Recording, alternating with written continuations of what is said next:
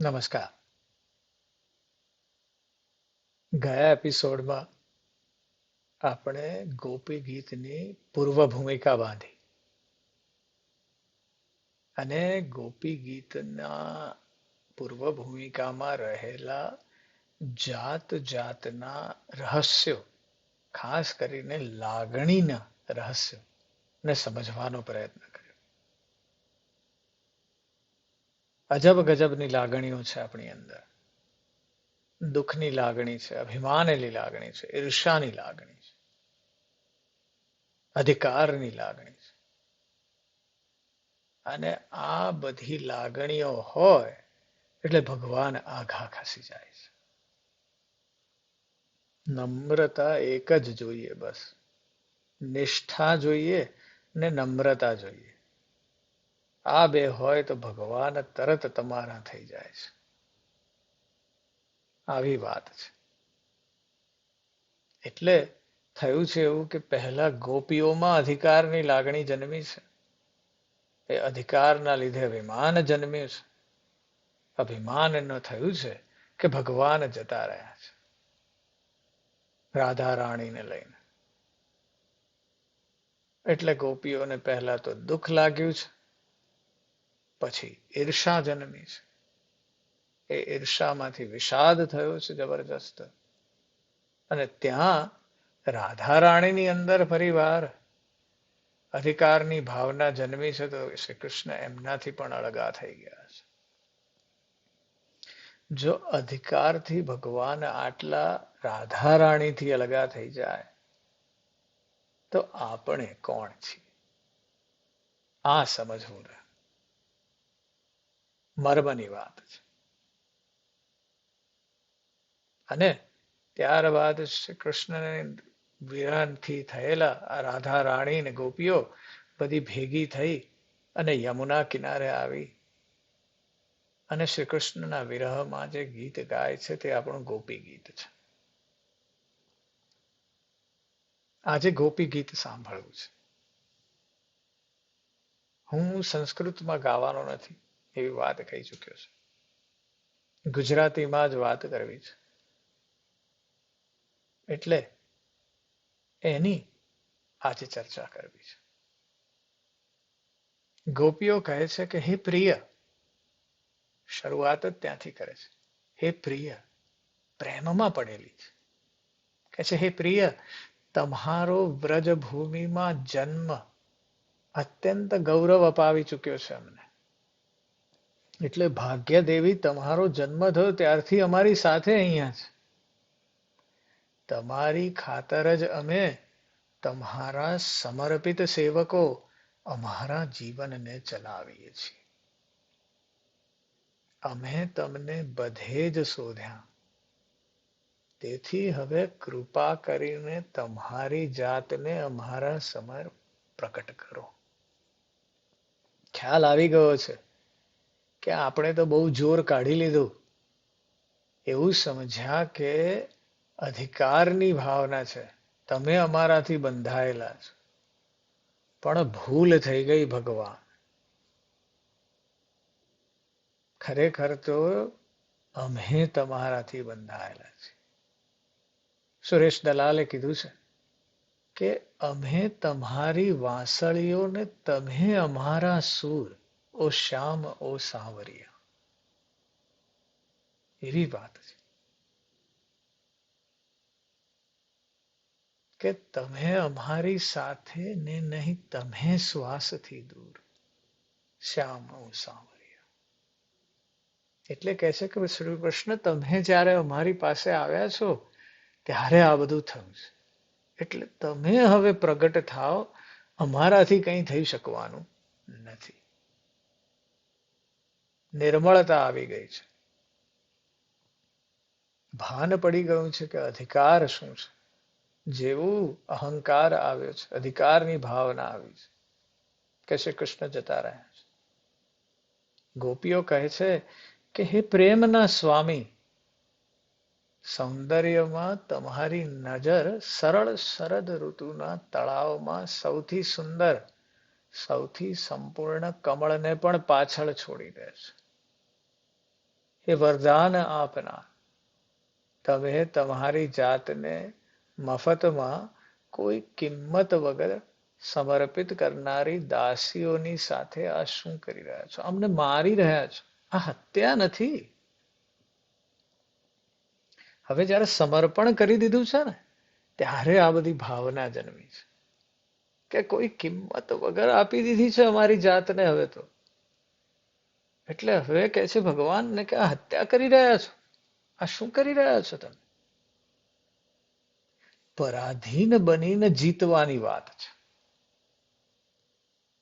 પેલું હિન્દી એક મૂવી હતું બાજીગર, એમાં કીધું છે કે હારકર ભી જીતને વાલે કો બાજીગર કહેતે. પરાધીન બનીને જીતવાની વાત.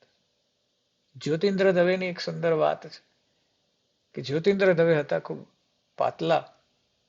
એટલે કોઈ સંબંધીને થયું કે ભાઈ છે ને આને જરા કુસ્તીના અખાડામાં મોકલો તો જરા મજબૂત બને છે, કંઈક મસલ વસલ આવે અંદર શરીરમાં, કંઈક સારા દેખાય. તો જ્યોતિન્દ્ર દવે પહોંચ્યા. બધા મલ્લ એકબીજા જોડે કુસ્તી કરી રહ્યા છે. જોઈને ગભરાયા કે આ તો આપણે આજે મરી જ જવાના છીએ, આમાં જો બાજ્યા તો. એટલે એક મલ્લ સામે ઉભા કરી દીધા જ્યોતિન્દ્રને, લંગોટ પહેરેલાને. એક આ બાજુ પેલા ખેંખળ અને પેલો એકદમ મોટો મલ્લ, કે કરો કુસ્તી. તે જ્યોતિન્દ્ર દવે તરત જ ત્યાં જ અખાડામાં સૂઈ ગયા. પેલો મલ્લ કે ચલો હવે કુસ્તી કરો. કે ભાઈ તું જીતી ગયો, આ કુસ્તી થઈ ગઈ, લો પૂરી. પેલો મલ્લ કે ના, ઉભા થાવ ને આમ જાંગ પર હાથ પછાડો ને ચલો કરીએ. એણે પછાડ્યો તો ધડામ અવાજ આવ્યો. જ્યોતિન્દ્રએ પછાડ્યો તો તાલીએ ના પડી એવો અવાજ આવ્યો. પાછા સૂઈ ગયા. ભાઈ તું ફરી વાર જીતી ગયો. એટલે વાત એવી છે કે પરાધીન થઈ ગયા ને ત્યારે જીતી શકશો. એટલે શ્રી કૃષ્ણ ગોપીઓ કહે છે કે હવે સમર્પિત થઈ ગઈએ છીએ, હવે આ શું કરી રહ્યા છે? વળી પાછી રીઝવે છે. કે છે હે મહાન વ્યક્તિત્વ, તમે અમને ઘણીવાર વિવિધ પ્રકારના જોખમોથી બચાવ્યા છે. ઝેરયુક્ત પાણીથી બચાવ્યા છે, ભયાનક માણસ ખાવ રાક્ષસોથી, મોટા વરસાદથી, પવનના રાક્ષસો, ઇન્દ્રના અગ્નિમય વજ્રથી, બળદવાળા રાક્ષસથી, માયા દાનવના પુત્રથી, બધાથી બચાવ્યા છે. એ મહાન વ્યક્તિત્વ. પહેલા વાત કરી છે કે પ્રેમના સ્વામી છો. હવે યાદ આવે છે કે દુઃખમાંથી બચાવ્યા છે. અને આ આપણી છે ને લાક્ષણિક લાગણી છે. જ્યારે જ્યારે મુશ્કેલીઓ આવે ને એટલે ભગવાન યાદ આવે છે, ત્યાં સુધી નથી આવતા. કબીરજીનો બહુ સુંદર દોહો છે. કે છે કે દુઃખ મેં સુમિરન સબ કરે, સુખ મેં કરે ન કોઈ રે. જો સુખ में सुमिरन करे तो दुख काहे को होए रे. सुख में सुमिरन ना किया, दुख में करता याद रे. कहे कबीर उस दास की, कौन सुने फरियाद. કે तूने रात गवाई सोए के, दिवस गवाया खाए के. हीरा जन्म अमोल था, कौड़ी बदले જાય. દુઃખમાં યાદ કરીએ છીએ, સુખમાં યાદ નથી કરતા. અને જો સુખમાં યાદ કરીએ ને એને, તો દુઃખ આવવાની કોઈ પરિસ્થિતિ જ નથી. કબીરજી કહે છે કે કોણ સાંભળે આની ફરિયાદ. ફરીવાર ગોપીઓ કહે છે કે હે મિત્ર, પહેલા પ્રિયતમ કીધા છે, મહાન વ્યક્તિત્વ કીધા છે. હવે કહે છે કે હે મિત્ર, તમે માત્ર વાસ્તવમાં ગોપી યશોદાના પુત્ર નથી, પરંતુ તમામ જીવોના હૃદયમાં રહેતા સહજ સાક્ષી છો. ભગવાન બ્રહ્માએ તમને વિશ્વના રક્ષણ માટે આવવા વિનંતી કરી હતી, તેથી હવે તમે શાશ્વત વંશમાં પ્રગટ થયા છો. ગોપીઓ કહે છે કે વૃષ્ણિ શ્રેષ્ઠ, તમારો કમળ જેવો આ હાથ જે ભાગ્ય દેવીનો હાથ પકડે છે, તે મૃત્યુ લોકના ડરથી તમારા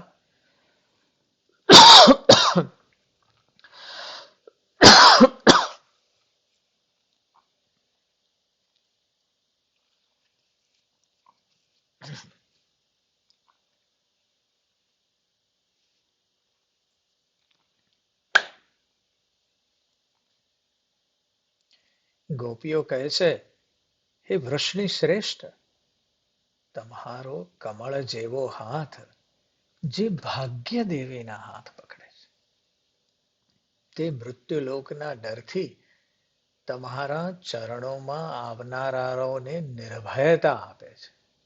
હે પ્રેમી, કૃપા કરી તમારો ઈચ્છા પૂર્ણ એવો કરકમળ હાથ અમારા માથા પર મૂકો. અદ્ભુત વાત કરી છે ગોપીઓ. કે છે માથે હાથ મૂકો. એવી કેમ વિનંતી? કારણ કે માથે હાથ મૂકવાની વાત ઘણી બધી ગર્ભિત છે. કોઈના માથે હાથ મૂકવો ને એ આશીર્વાદ અને રક્ષણ આપવાની વાત છે.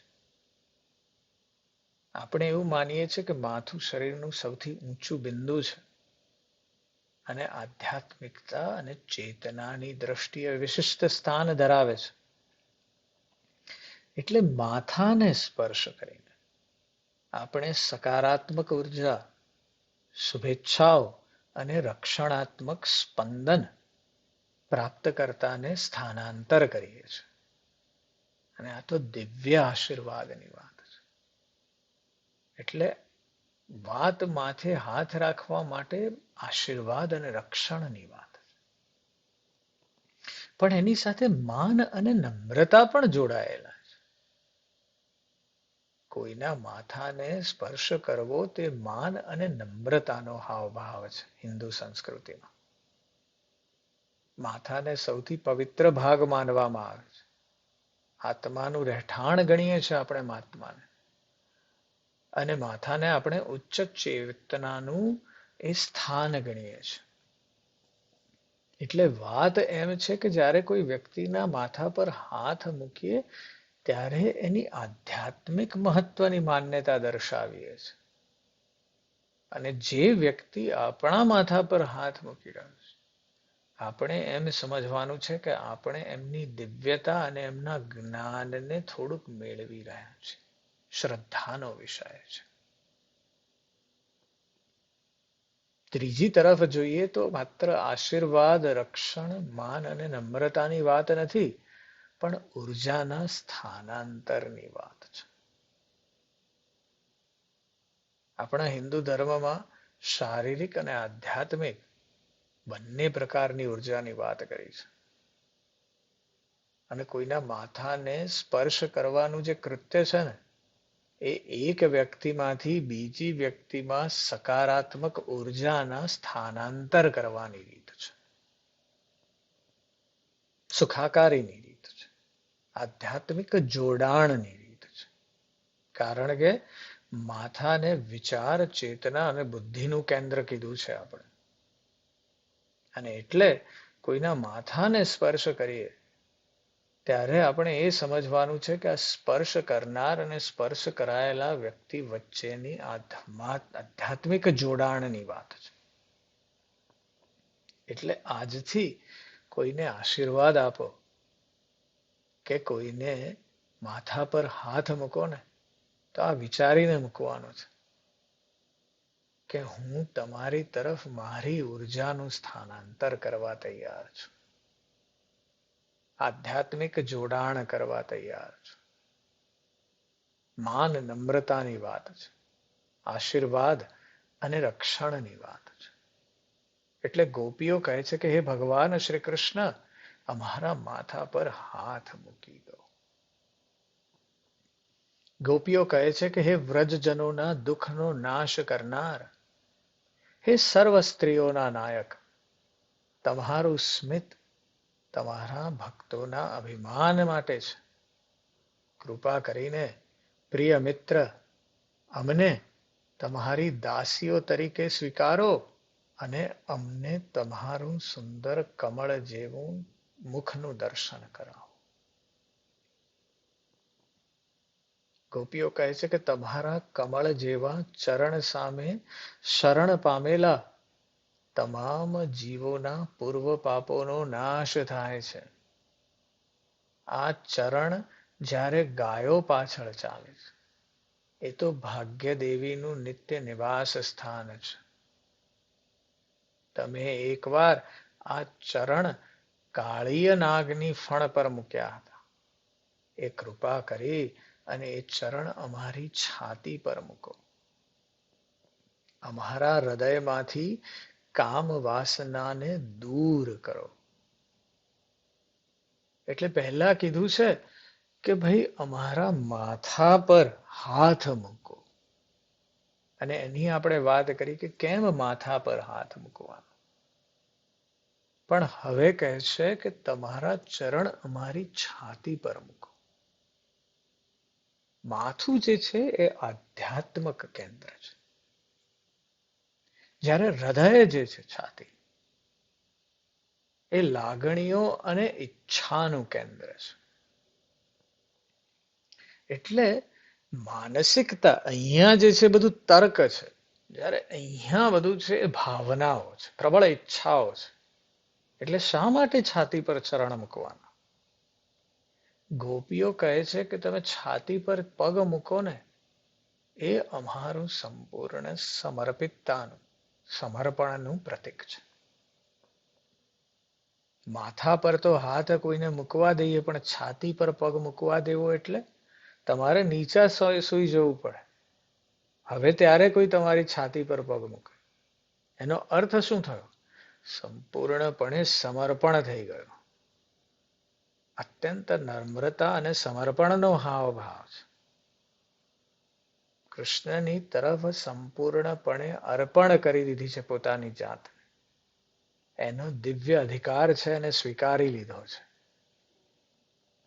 આ દિવ્ય રૂપ સાથે એક રૂપ થવાની વાત છે.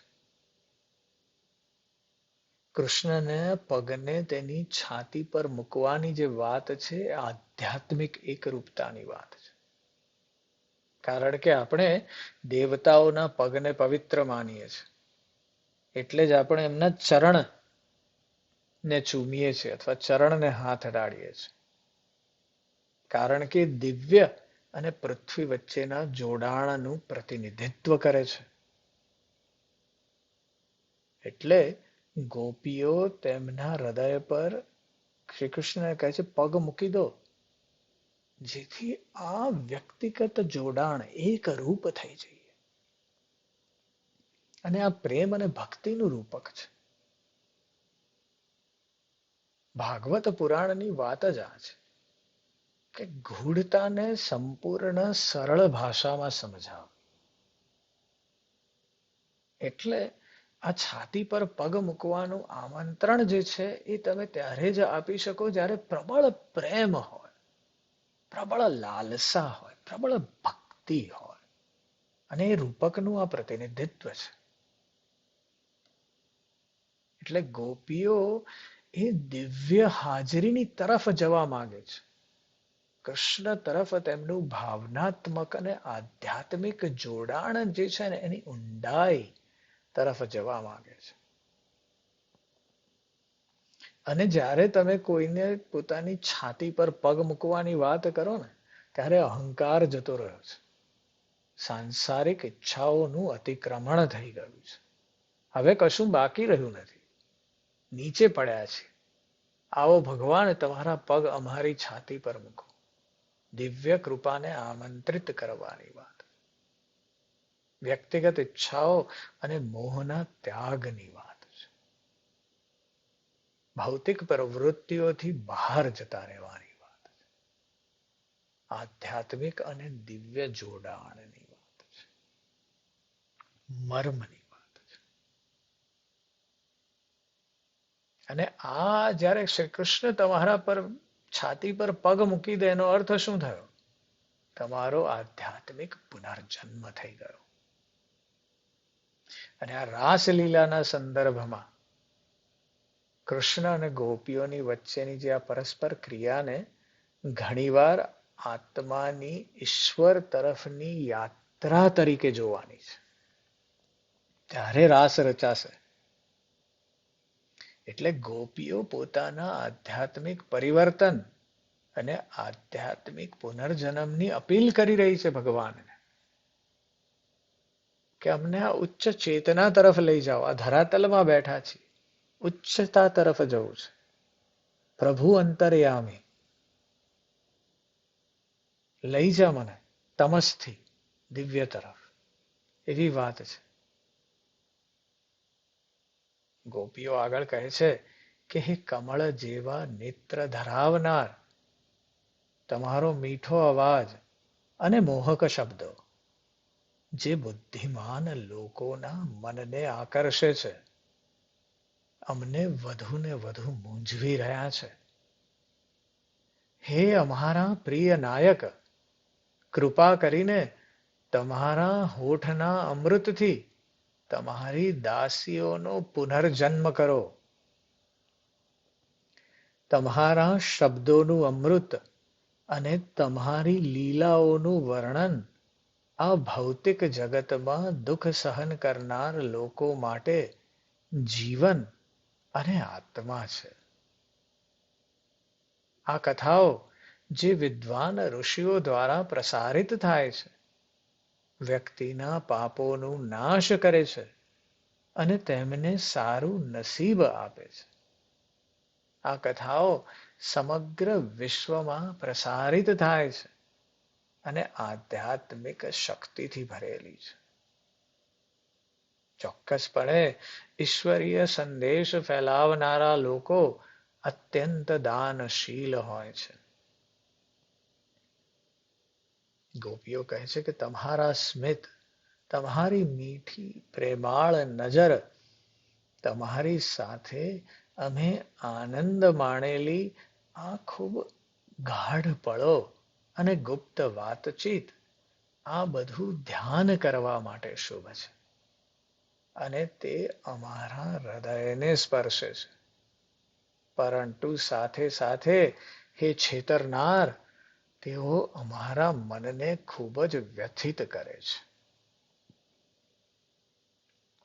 ગોપીઓને અંદરથી થયું છે કે આટલી બધી વાત કરી છે, ભગવાનને દરેક રીતે રીઝવ્યા છે, આવી જાઓ હવે અમારી પાસે, માથા પર હાથ મૂકી દો, છાતી પર પગ મૂકી દો, પ્રિયતમ, મહાન વ્યક્તિત્વ, બધી જ વાત કરી છે. કહે છે તમારી સાથે કેટલી બધી જાતની પળો ગાળી છે, આનંદની પળો ગાળી છે, ગુપ્ત પળો ગાળી છે, પ્રેમાળ નજર જોઈ છે, બધું બહુ મિસ થાય છે ભગવાન. એટલે ભગવાનને કહે છે કે હવે તમે તમને છેતરી રહ્યા છો. ગોપીઓ કહે છે કે હે પ્રિયતમ, હે પ્રેમી, જ્યારે તમે ગાયો ચરાવવા ગૌચરમાં જતા રહો છો ત્યારે અમારું મન વ્યથિત થઈ જાય છે. એવું થાય છે કે તમારા પગ જે કમળ કરતા સુંદર છે, એ ક્યાંક આ કાંટા ન લાગી જાય. આ ખરબચડું ઘાસ અને છોડ તમને ક્યાંક તમારા કોમળ ચરણને ચૂંથી ન લે. અને દિવસના અંતે તમે જ્યારે તમારું કમળમયું મુખ બતાવો છો, જે ઘેરા વાદળી વાળોથી ઢંકાયેલું છે અને આ ધૂળથી જાડું તમારા મુખ પર ચોંટેલું આ જે ધૂળ ને બધું છે, ત્યારે હે નાયક, તમે અમારા મનમાં કામુક ઈચ્છાઓ જગાડો છો. તમારા કમળ જેવા પગ, જેની ભગવાન બ્રહ્મા પૂજા કરે છે, તેમના પર નમસ્કાર કરનારા દરેકની ઈચ્છાને પૂર્ણ કરે છે. આ તમારા કમળ જેવા પગ તો પૃથ્વીનો શણગાર છે. એ તેને સંપૂર્ણ સર્વોચ્ચ સંતોષ આપે છે. હે પ્રેમી, હે ચિંતાના વિનાશક, કૃપા કરીને તે કમળ જેવા પગ અમારા છાતી પર મૂકો.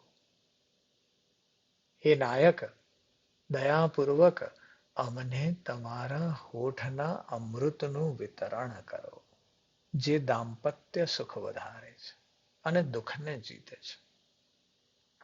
તે અમૃત તમારા ધ્રુજતા વાંસળી દ્વારા સંપૂર્ણપણે પસંદ કરવામાં આવે છે અને બીજા બધા જોડાણને ભૂલાવી દે છે. એટલે આપણે જ્યારે આ વાંચીએ ને ત્યારે આપણને એમ થાય કે આ કેમ શારીરિક વાતો કરી રહી છે ગોપીઓ. ગોપીઓ કહે છે કે તમે અમને ચુંબન કરો, હોઠના અમૃતનું વિતરણ કરો, તમારા કમળ જેવા પગ અમારા સ્તન પર મૂકો.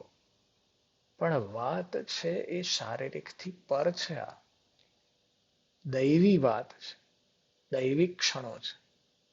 ગોપીઓને આખા રોમ રોમમાં એકતા અનુભવવી છે અને એ જે અનુભવે છે.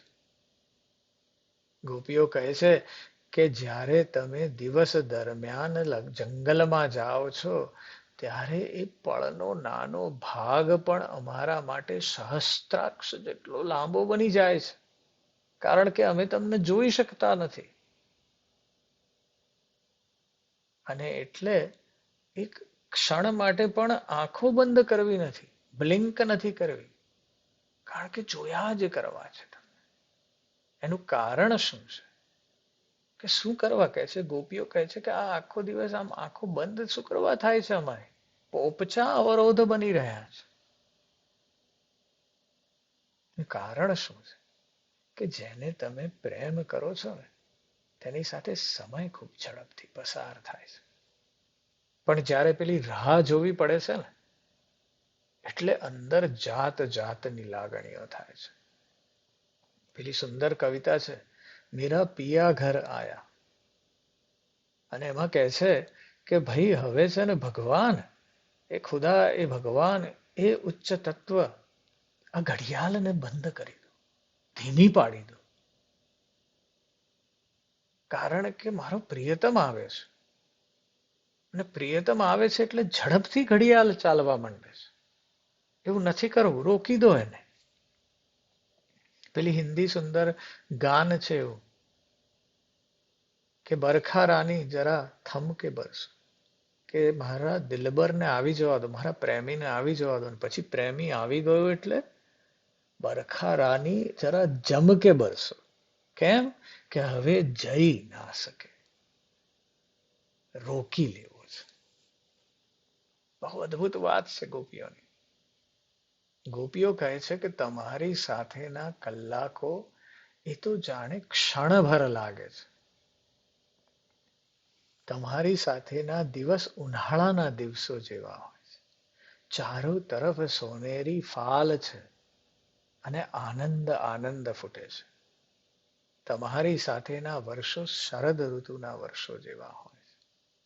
વિશ્વ સમૃદ્ધ અને લાલ લાલ હોય છે. દ્રાક્ષના મધુર જૂથ જેવું હોય છે. તમારી સાથેના યુગો ચિરસ્થાયીના યુગો જેવા હોય છે, જ્યાં બધું પ્રેમ, પ્રકાશ, શાંતિ હોય છે. એટલે આવી વાત છે. ગોપીઓ કહે છે કે પ્રિય અચ્યુત, તમે ખૂબ સારી રીતે જાણો છો કે અમે અહીંયા કેમ આવ્યા છીએ. કહે છે કે તમારા જેવો છેતરાગર સિવાય બીજો કોણ તે યુવાન સ્ત્રીઓને ત્યજી દેશે કે જે મધ્યરાત્રે તેમને જોવા આવી છે. તમારા વાંસળીના ગીતથી મોહિત થઈને તમને જોવા માટે અમે બીજું બધું પતિઓ, બાળકો, પૂર્વજો, ભાઈઓ, અન્ય સંબંધીઓને નકારીને આવ્યા છે. તમારી સાથે ગુપ્ત રીતે કરેલી આત્મીય વાતચીત વિશે વિચારતા અમારા મન વારંવાર મૂંઝવણમાં પડી જાય છે. અમારા હૃદયમાં કામની લાગણી વધી છે અને તમારા સ્મિતભર્યા ચહેરા, તમારી પ્રેમાળ નજરો, તમારી પહોળી છાતી, લક્ષ્મી દેવીનું આરામ સ્થાન એને તમે યાદ કરી રહ્યા છીએ અને તમારા પ્રત્યે સૌથી તીવ્ર તરસ અનુભવીએ છીએ. ગોપીઓનો પ્રેમ એટલો ઉચ્ચ છે કે તે શરીરને પાર કરી ગયો છે. આધ્યાત્મના ઉચ્ચ સ્તરમાં પહોંચી ગયો છે. એટલે ગોપીઓ ભગવાનને અચ્યુત કહે છે, જે ભૂલથી મુક્ત છે અથવા અવિચળ છે, કે ભગવાન આવી જાઓ, અમારી ભૂલ થઈ છે. તમે અચ્યુત છો, તમે તો ભૂલથી મુક્ત છો, તમે તો પરફેક્ટ છો. એટલે યુવાન સ્ત્રીઓને છોડીને બેઠા છો એવી નિરાશા વ્યક્ત કરે છે કે આ તમે ત્યજી દીધા છે એટલે છેતરાગર છો. કારણ કે અંદરથી ખળખળ ભાવના ઉપજી છે. બસ હવે સ્વર્ગીય આકર્ષણ પણ નથી રહ્યા, માત્ર ભગવાનના થઈ જવું છે. વાંસળીનો મોહ જન્મે છે. એનું કારણ એ છે કે એ સંગીત અને ગીતની વાત નથી, પણ સંપૂર્ણ આકર્ષણની વાત છે. અને તીવ્રતા એટલી બધી છે ફિલિંગ્સની કે બધા દુન્યવી મોહ ત્યાગી દીધા છે. માતા પોતાના બાળકને ત્યાગી દે એટલી તીવ્રતા છે. ઈશ્વર પર ધ્યાન કેન્દ્રિત થઈ ગયું છે. અને કૃષ્ણને જોવું કેમ છે? કારણ કે સીધું જોડાઈ જવું છે. કોઈ બીજા બ્રિજ નથી જોઈતા, બસ જોડાઈ જવું છે, પ્રતિબિંબિત થઈ જવું છે. અર્ધરાત્રિની મુલાકાત છે, ગુપ્ત મુલાકાત છે. બહુ ઇમ્પોર્ટન્ટ વાત છે. છેલ્લે ગોપીઓ કહે છે, આ છેલ્લા 2 શ્લોક છે, અને કહે છે કે હે પ્રિયતમ, તમારું સર્વ મંગળ મૂર્તિ સ્વરૂપ વ્રજના જે રૂપ છે, વ્રજના જંગલમાં રહેતાના લોકો છે એના દુઃખને જીતી લે છે. અમારા મન તમારી સંગતિ માટે તરસે છે. કૃપા કરીને અમને તમારા ભક્તોના હૃદયમાં રહેલા રોગનો નાશ કરો અને તમારી એ દવાનો થોડો અંશ આપો ભગવાન. એટલી બધી વિવળ થઈ ગઈ છે. કહે છે કે હે પ્રિયતમ, તમારા કમળ જેવા પગ એટલા નરમ છે કે અમે તેમને ધ્યાનથી અમારા સ્તન પર મૂકીએ છીએ. એવી બીક છે કે ક્યાંક તમારા પગને દુઃખ થશે. અમારું જીવન માત્ર તમારી જોડેનો માત્ર આધાર છે. અને આ વિચારમાં અમને એટલી ચિંતા થાય છે કે જંગલના રસ્તા પર તમે ફરતા હશો, તમારા ક્યાંક નાજુક પગ પથ્થરોથી ઘવાઈ ના જાય. ગોપી ગીત અદ્ભુત છે. એ ભગવાન માટે સંપૂર્ણ નિશરત અને સ્વાર્થ રહિત પ્રેમનું પ્રતિનિધિત્વ છે.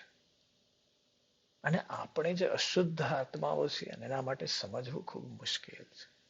એટલે ફરી વાર સાંભળવું પડે છે, ફરી વાર સમજવું પડે છે.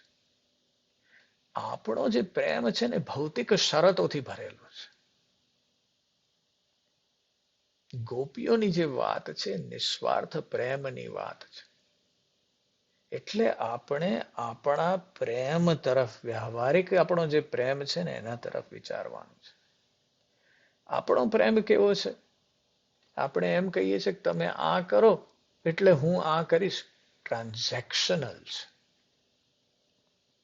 હું તમારા માટે અત્યારે આ કરીશ, પણ ભવિષ્યમાં તમે મારા માટે આ કરશો. એટલે વર્તમાન અને ભવિષ્યના વ્યવહારની વાત છે. અને ભગવાન સાથે પણ આવો સંબંધ છે આપણો. ભગવાનને જેને કહીએ છીએ કે ભગવાન મને આ આપજો, હું તમારી અહીંયા પ્રાર્થના કરવા આવ્યો છું. ગોપી ગીતની વાત જ અલગ છે. ગોપી ગીત તો ત્યાગ, નિસ્વાર્થ અને ગહન તીવ્રતા દ્વારા શ્રી કૃષ્ણ પ્રત્યે જે ગોપીઓનો ઊંડો અને નિશરત પ્રેમ છે ને તેનું ચિત્રણ છે. શ્રી કૃષ્ણ તેમની સાથે કેવી રીતે વર્ણન કરે છે ને તેનાથી ગોપીઓને કોઈ ફરક પડતો નથી. તેમનો પ્રેમ ક્યારેય ઓછો થયો નથી. કારણ કે શ્રી કૃષ્ણ તેમની ઇન્દ્રિયો, બુદ્ધિ અને મન પર સંપૂર્ણ નિયંત્રણ ધરાવે છે. જ્યારે પણ તમારો પ્રેમ ટ્રાન્ઝેક્શનલ હોય ને ત્યારે આ પ્રેમ ઓછો વધતો થયા કરે. તમારું કંઈક કામ પેલી વ્યક્તિ કરે એટલે તમારો પ્રેમ તેમના તરફ વધી જાય. તમારું કામ ના કરે એટલે પ્રેમ ઘટી જાય. પણ આપણે જે સાચો પ્રેમ કરતા હોય ને એમાં આવું ઓછું વધતું થાય જ નહીં. એ સમજવાની જરૂર છે. માણસે આપણે એ સમજવાનું છે કે આપણને એવો પ્રેમ કરનારા લોકો કેટલા છે. અને એટલે ગોપીઓની જે વાત છે એ અદ્ભુત છે. કૃષ્ણથી વિખૂટી પડી છે એમાં એમને એક ક્ષણ એક યુગ જેવી લાગે છે. પોપચાની આજે પલકને ઝબકાવવાનું ગમતું નથી. આવી વાત છે. આધ્યાત્મિક જોડાણની વાત છે. અદ્ભુત વાત છે. એટલે આજે આપણે ગોપી ગીત સાંભળ્યું અને હવે ગોપી ગીતના પરિણામે શું થયું એ પણ જાણી લઈએ. એટલે ગોપી ગીતનું આ સાંભળીને કૃષ્ણ કામદેવ જેવા આકર્ષક થઈને ત્યાં હાજર થયા. સોનેરી પીળા વસ્ત્રો પહેર્યા છે, સુંદર ફૂલની માળા પહેરી છે અને ગોપીઓએ તેમને જોયા તો આનંદથી વશ થઈને એમના હાથ પકડ્યા, એમના ખભા પર હાથ મૂક્યા, એમની તરફ આલિંગન કર્યું.